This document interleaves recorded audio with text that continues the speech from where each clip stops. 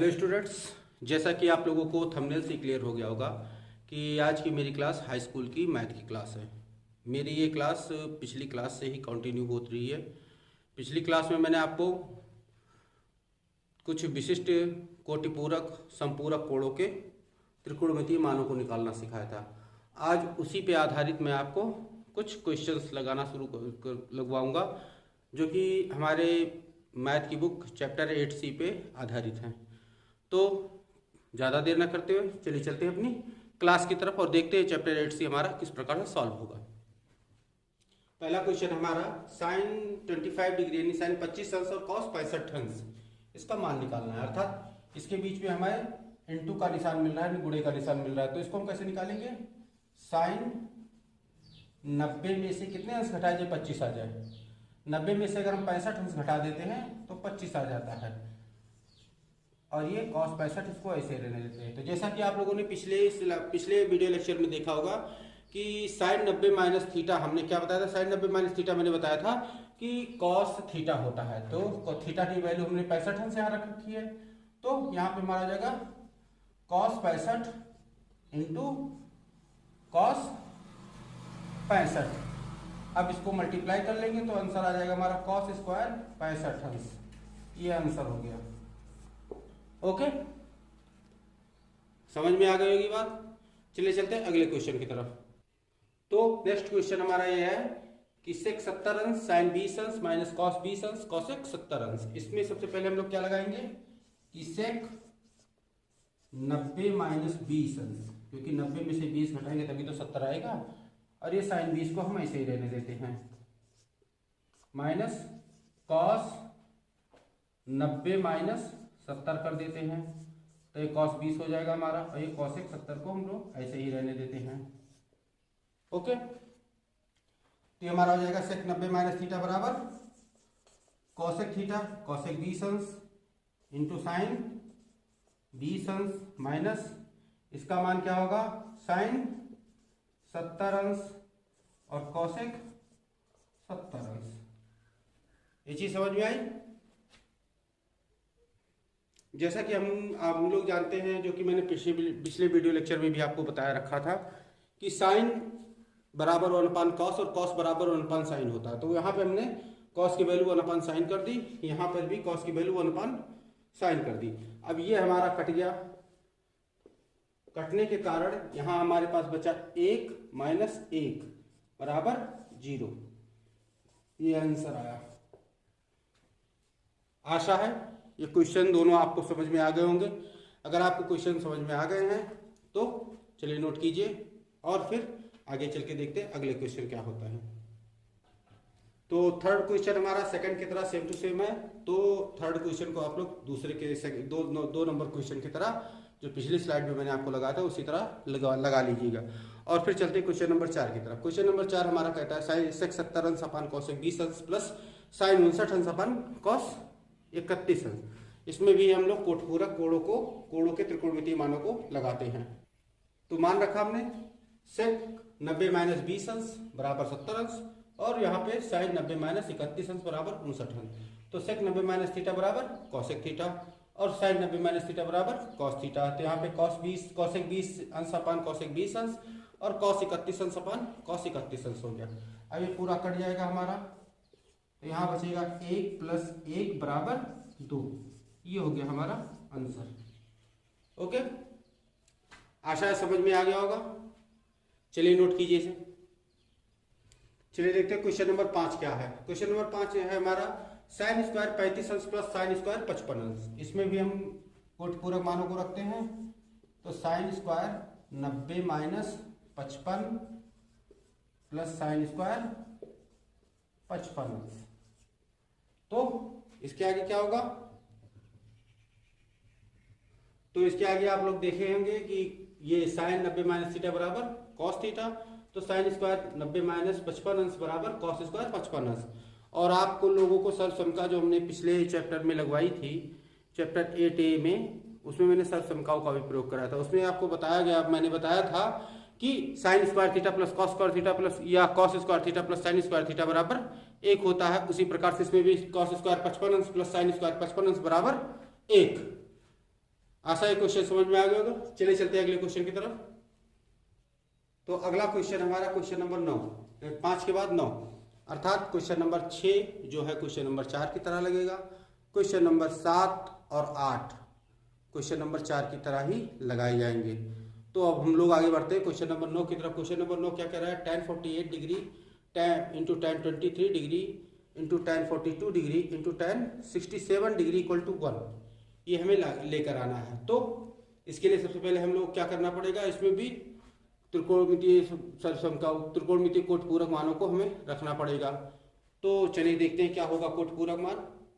तो इस क्वेश्चन में पहले 2 स्थानों पे हमने 90 माइनस का वैल्यू रखा है। ये tan 90 माइनस 42 यानी 42 अंश बराबर tan 48 अंश होगा। तो tan 90 माइनस 42 अंश और यहाँ पे tan 90 माइनस 67 अंश। तो tan 90 माइनस थीटा बराबर कॉट थीटा, यानी कि tan 90 माइनस 42 बराबर कॉट 42 और tan 90 माइनस 67 बराबर कॉट 67 अंश। ठीक, अब कॉट 42 के साथ tan 42 हमने यहाँ रख लिया, कॉट 67 के साथ tan 67 हमने यहाँ रख लिया। अब cos 42 अंश की वैल्यू को 1/tan 42 कर लेंगे। तो ये पता है आप लोगों को कॉट थीटा बराबर 1/tan थीटा होता है। तो यहाँ पे cot 42 अंश का मान हम लोगों ने 1/tan 42 रख लिया और यहाँ पे भी cot 67 का मान 1/tan 67 रख लिया। अब इसको हम यहाँ देते हैं काटने के पश्चात हमें क्या मिल जाएगा, 1 गुणे 1 बराबर 1, ये हमारा प्रूव हो गया। ओके, आशा है यहाँ तक के क्वेश्चन को समझ में आया होगा। चलिए नोट कीजिए, फिर आगे बढ़ते हैं। चलिए देखते हैं 10वां क्वेश्चन है। 10वां क्वेश्चन पूछ रहा है कि tan 2a बराबर cot a माइनस 18। तो यहाँ पे a की वैल्यू निकालनी है, जो कि a की वैल्यू हमारी एक न्यून कोण के रूप में आनी चाहिए। न्यून कोण मतलब 90 अंश से कम आनी चाहिए। तो चलिए देखते हैं इसको हम कैसे निकालते हैं। tan 2a बराबर क्या होगा हमारा, cot 90 माइनस 2a, तभी तो tan 2a आएगा। cot 90 माइनस थीटा बराबर tan थीटा, तो cot 90 माइनस 2a बराबर tan 2a बराबर cot a माइनस 18। अब दोनों तरफ से cot को हमने दिया हटा, तो यहाँ क्या बचा, 90 माइनस 2a बराबर a माइनस 18। ओके, अब 2a को इधर ले आए, 18 को इधर लेके आ गए, तो 90 प्लस 18 बराबर a प्लस 2a। तो कितना हो गया, 3a इक्वल टू 108, यानी 90 और 18 को जोड़ा तो 108 आ गया। और a इक्वल टू 108 बटे 3 भाग दे देंगे, तो a बराबर 36 डिग्री, 90 डिग्री से कम आया और a हमारा न्यून कोण हो गया। ओके, चलिए चलते हैं अगले क्वेश्चन की तरफ। 11वां क्वेश्चन हमारे पास है कि cos 75 प्लस cot 75, इसका मान हमें 0 से 30 अंश के बीच में रखना है। तो यहाँ सीधा सा बात, cot नहीं cos 90 माइनस 15, तभी तो 75 आएगा, और प्लस cot 90 माइनस 15, तो क्या हो जाएगा हमारा ये sin 15 प्लस tan 15, अर्थात इसकी वैल्यू हमें 0 से 30 अंश के बीच में मिल गई। ये आंसर हो गया। आशा यहाँ तक के क्वेश्चन समझ में आएंगे। चलिए नोट कीजिए। चलिए बढ़ते क्वेश्चन नंबर 12 की तरफ। क्वेश्चन नंबर 12 में दिया गया है cos 35 अंश बटे sin 55 अंश प्लस sin 11 अंश बटे sin 79 अंश माइनस cos 28 अंश इंटू cosec 62 अंश। इसकी वैल्यू हमें 1 लेकर आनी है। तो इसकी वैल्यू देखते हैं कैसे 1 आती है। तो यहाँ पे हमने रखा cos 90 माइनस 55 अंश अपन sin 55 अंश प्लस sin 90 माइनस 79 अंश, तभी 11 अंश आएगा बटे cos 79 अंश, और उसके बाद माइनस cos 90 माइनस 62 अंश और प्लस cosec 62 अंश। अब यहाँ पे हो गया sin 90 माइनस 55 अंश अपन sin cos 90 माइनस 55 बराबर sin 55 अंश हो गया, और sin 55 बटे sin 55 हो गया यहाँ पे, और cos sin 90 माइनस 79 अंश बराबर cos 79 अंश हुआ, तो cos 79 बटे cos 79 हो गया, और यहाँ cos 90 माइनस 62 बराबर sin 62 हुआ। sin 62 की, और यहाँ पे cos 62 की वैल्यू 1 sin 62 हमने रख ली। अब देखते काटते से, हम यहाँ काट दिया, यहाँ काटा, ये कट गया, यहाँ से ये कट गया, अर्थात यहाँ हमारे पास बचा 1, यहाँ भी बचा 1 और यहाँ भी बचा -1, 1 से 1 कट गया, तो बराबर 1 आंसर आ गया। प्रूव हो गया कि इसकी वैल्यू हमें 1 मिल गई। चलिए नोट कीजिए। क्वेश्चन नंबर 13 क्या कह रहा है हमारा? क्वेश्चन नंबर 13 कह रहा है कि साइन 36 अंश प्लस कॉस 36 अंश बराबर बटे कॉस 54 अंश प्लस साइन 54 अंश। तो यहाँ पे क्या करेंगे हम? Sine 90 minus 54, okay, plus cos 90 minus 54 कर लिया हमने, और बटा हमको वैसे ही रहने दिया कॉस 54 अंश प्लस साइन 54 अंश। तो ये हमारे का साइन 90 माइनस थीटा बराबर कॉस थीटा, अर्थात कॉस 54 अंश प्लस कॉस 90 माइनस थीटा बराबर साइन थीटा, अर्थात साइन 54 अंश बटे कॉस 54 अंश प्लस साइन 54 अंश। तो देखा, अब ऊपर नीचे दोनों बराबर हो गए, ये पूरा काट दिया हमने और उत्तर में ले आया 1, अर्थात ये हमारा हो गया प्रूव्ड। चलिए आगे बढ़ते हैं क्वेश्चन नंबर 19 की तरफ। क्वेश्चन नंबर 19 के पहले जितने भी क्वेश्चन मैंने लगवाए थे, जैसे कि आप लोगों को क्वेश्चन नंबर 19 पे मैं सीधे लेके पहुंच गया। इसके पहले मैंने आपको क्वेश्चन नंबर 13 लगवाया था, नहीं 14, 15, 16, 17, 18 ये क्वेश्चन को मैंने दिया छोड़। अब छोड़ने का कारण ये है कि ये सारे क्वेश्चन एक जैसे ही हैं, इनको एक जैसे ही क्वेश्चन से एक ही जैसे मेथड से सॉल्व किया जाएगा। फिर भी यदि आपको कोई क्वेश्चन समझ में नहीं आता, क्वेश्चन आपको सॉल्व नहीं होता, तो नीचे मेरे कमेंट बॉक्स में अपने इस क्वेश्चन नंबर को छोड़ दीजिएगा, और फिर नेक्स्ट वीडियो लेक्चर में मैं पहले आपके क्वेश्चन को सॉल्व कर दूंगा, उसके बाद ही अगले अपने चैप्टर को आगे बढ़ाऊंगा।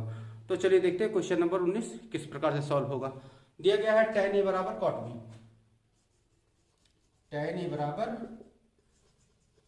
cot b, अर्थात cot b जो हमारा है वो किसके रूप में होता है? tan 90 माइनस b के रूप में।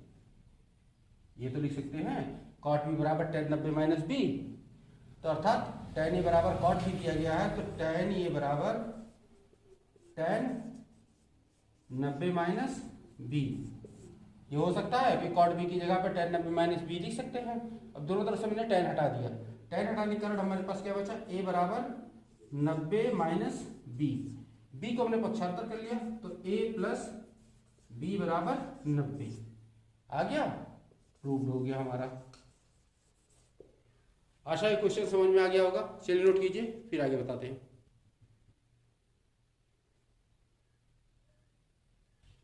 क्वेश्चन नंबर 20 में दिया गया है कि sec 4a बराबर cosec a माइनस 20। तो यहाँ पे हमें a की वैल्यू ज्ञात करनी है, जिसमें एक शर्त दी गई है कि 4a हमारा एक न्यून कोण है, तो a की वैल्यू ज्ञात करनी है। तो आगे बढ़ते देखते कैसे होता है इस क्वेश्चन में। तो sec 4a को पहले लेते हैं, sec 4a इक्वल टू हम लोग क्या लिख सकते हैं? cosec 90 माइनस 4a, ये लिख सकते हैं cosec 90 माइनस थीटा बराबर sec थीटा। ये आप लोगों ने याद कर रखा होगा। तो cosec 4a बराबर sec 4a बराबर cosec 90 माइनस 4a। अब यहाँ पे cosec 90 माइनस 4a लिख सकते हैं हम, क्यों? क्योंकि sec 4a था, तो sec 4a की वैल्यू हमने cosec 90 माइनस 4a निकाली, तो sec 4a की जगह पे cosec 90 माइनस 4a हम लोग लिख सकते हैं। आगे बढ़ते हैं, cosec a माइनस 20 हो गया हमारा, दोनों तरफ से cosec को हटा दिया हमने, तो 90 minus 4a equal to a minus 20 हो गया। अब a को इधर लाए, 90 को इधर ले जाते हैं, तो minus 4a minus a equal to minus 20 minus 90, तो दोनों माइनस में जुड़ जाएंगे। Minus 5a equal to minus 110, नहीं 20 और 90 को जोड़ा 110 हो गया, और a इक्वल टू माइनस 110 बटे माइनस 5, अर्थात a की वैल्यू कितनी आ गई? 22 अंश।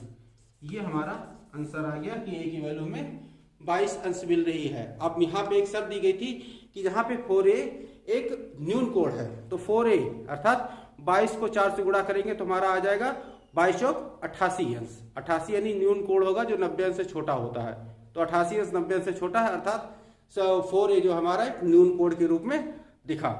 चलिए इसे आप नोट कीजिए, फिर अगला क्वेश्चन बताते हैं। चलिए अगला क्वेश्चन देखते हैं। क्वेश्चन कह रहा है कि यदि कोण A, कोण B और कोण C एक त्रिभुज के कोण है, तो सिद्ध कीजिए sine A plus B sine B plus C बटा 2 बराबर कॉस ए बटा 2। तो चलिए देखते हैं इसे कैसे सॉल्व किया जाएगा।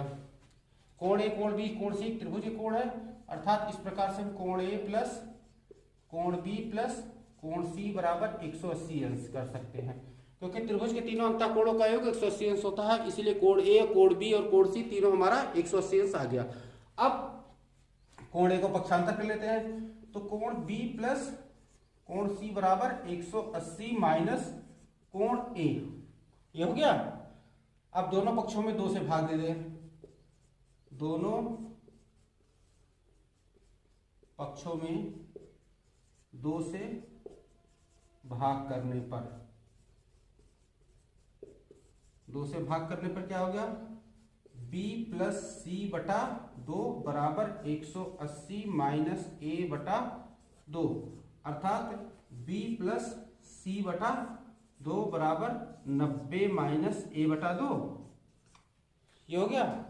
अब साइन ले लेते हैं, साइन लेने पर क्या हो जाएगा, साइन b प्लस सी बटा 2 बराबर साइन 90 माइनस ए बटा 2। तो आप लोगों को याद होगा कि साइन 90 माइनस थीटा बराबर कॉस थीटा होता है।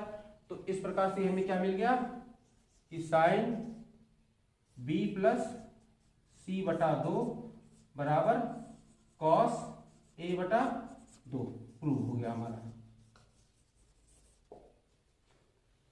चलिए नोट कीजिए इसे। तो स्टूडेंट्स इसी के साथ हम लोगों का चैप्टर 8C आज खत्म होता है, और अगला चैप्टर हमारा चैप्टर 8D जो कि हमारे सर्वसमता पर आधारित है। तो सर्वसमता के कुछ सूत्रों के बारे में मैंने आपको पहले से ही बता रखा है कि सर्वसमता के सूत्र किस प्रकार से लिखे जाते हैं, क्या सूत्र याद किए जाते हैं और उनको किस प्रकार से प्रयोग किया जाता है। जो कोई स्टूडेंट्स मेरे इस चैनल पे आज पहली बार मेरा वीडियो देख रहे हैं, उनके लिए मैं उन सर्वसमता के सूत्रों को फिर से लिखे दे रहा हूँ, और उससे अधिक जानकारी मतलब उसका अधिक और प्रयोग कर सीखने के लिए आप मेरे पिछले वीडियो लेक्चर की देख सकते हैं। और अगर फिर भी समझ में नहीं आता तो मेरा नेक्स्ट वीडियो लेक्चर उन्हीं सर्वसमताओं के सूत्रों के प्रयोग के बारे में आधारित है। तो आप हमारे चैनल को सब्सक्राइब कर लीजिए, इससे मेरा नेक्स्ट वीडियो लेक्चर आपको मिल जाए, जिससे आप सर्वसमता के सूत्रों का सही से प्रयोग कर सके। तो चलिए आप नोट करते हैं कि अपने सर्वसमता के सूत्र कौन कौन से होते हैं।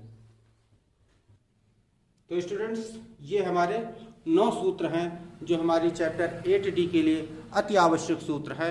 जिनको ये सूत्र अभी तक याद नहीं हुए हैं वो मेरे इन सूत्रों को नोट कर लें और समय से याद कर लें, जिससे कि मैं जब चैप्टर 8D को एक्सप्लेन करना शुरू करूँ, समझाना शुरू करूँ, तो चैप्टर 8D आपको ठीक से समझ में आ जाए। और दूसरी महत्वपूर्ण बात यह है कि यदि आप सूत्रों को याद नहीं करते हैं तो चैप्टर 8D आपकी समझ में कतई नहीं आने वाला। ये आप एकदम पक्की बात जान लीजिए कि अगर सूत्र आप याद नहीं कर पाए हैं, किसी कारण से आप सूत्र नहीं याद कर पाए, तो चैप्टर 8D जो है सर्वसमता का प्रयोग वो आपकी समझ में नहीं आएगा। तो बेहतर होगा कि आप उस चैप्टर को पढ़ने से पहले इन सूत्रों को याद कर लें। चलिए इन सूत्रों को नोट कर लीजिए। तो स्टूडेंट्स आज का वीडियो लेक्चर यहीं पे समाप्त किया जाता है। आशा है यहाँ तक कि वीडियो लेक्चर आपको ठीक से समझ में आया होगा। अगर कोई बात समझ में नहीं आती, कोई क्वेश्चन सॉल्व नहीं होता है, तो आप लोग अपने क्वेश्चन को, अपनी क्वेरी को मेरे नीचे कमेंट बॉक्स में छोड़ सकते हैं। और मैं आपकी क्वेरी का उन सबसे मैं कहना चाहूँगा कि मेरे इस टॉपिक को पढ़ने से पहले आप लोग जाके मेरे पिछले वीडियो को देख लीजिए, जिससे कि आपको मेरा चैप्टर 8A 8B पूरी तरह से क्लियर हो जाए, जिसपे मैंने लगभग 5 या 6 लेक्चर दे रखे हैं। और अगर आप उस वीडियो लेक्चर को नहीं देखते हैं तो आपको इस टॉपिक को ठीक से समझ में नहीं आएगा, जिसका लिंक मैं नीचे डिस्क्रिप्शन में डाल दूंगा, ऊपर आई बटन में भी उनको लिंक कर दूंगा, जिससे आप जाकर उन वीडियो को बड़ी आसानी से देख सकते हैं।